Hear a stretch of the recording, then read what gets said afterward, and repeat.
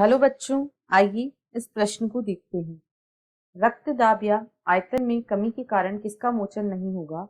विकल्प ए रेनिन, विकल्प B atrial नेट्रियूरेटिक कारक, विकल्प सी एल्डोस्टेरॉन या विकल्प डी एडीएच।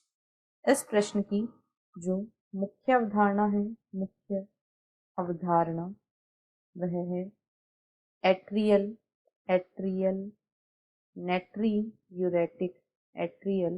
नेट्रियूरेटिक कारक या एट्रियल नेट्रियूरेटिक फैक्टर, जिसे ANF भी कहा जाता है। यदि हम ANF की बात करें तो ANF क्या है हम देखते हैं। ANF को हृदय के आलंद भित्ति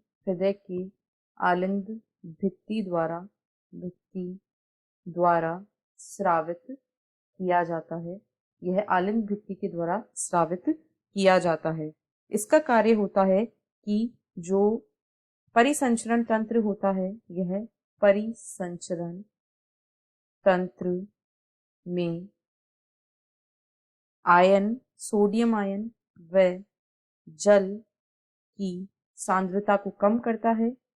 यह परिसंचरण तंत्र में सोडियम तथा जल की सांद्रता को कम करता है, जिसके फलस्वरूप जो रक्तचाप उसमें भी कमी आ जाती है। यहाँ पर हम लिखेंगे रक्तदाब या रक्तचाप जो है उसमें भी कमी आ जाती है। तो यानी कि जो बढ़ा हुआ रक्तदाब है उसको नियंत्रित करने का कार्य ANF के द्वारा किया जाता है, क्योंकि यह एक वैसोडाइलेटर या वाहिका प्रसारक होता है।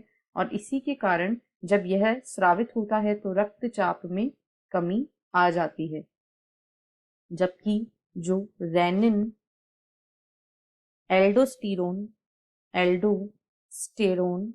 और ADH,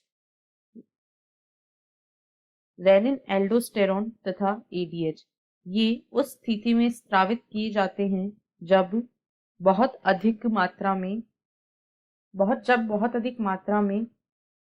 रक्तदाब में कमी आ जाती है। उस स्थिति में ये रेनिन का स्रावण होता है, जो कि रास प्रक्रिया या रास मैकेनिज्म के द्वारा पुनः इसे नियंत्रित अवस्था में लाता है, और एल्डोस्टेरॉन और ADH भी इसमें योगदान देते हैं।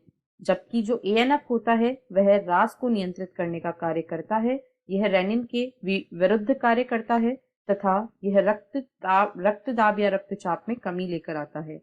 अब यह हमसे पूछा गया है कि यदि रक्तदाब या आयतन में कमी के कारण किसका मोचन नहीं होगा, तो यदि पहले से रक्तदाब कम है तो यहाँ पर एट्रियल नेट्रियूरेटिक कारक स्रावित नहीं होगा।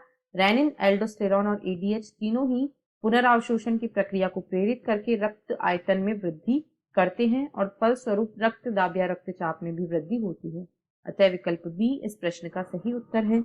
आशा है आपको प्रश्न समझ आया होगा। धन्यवाद।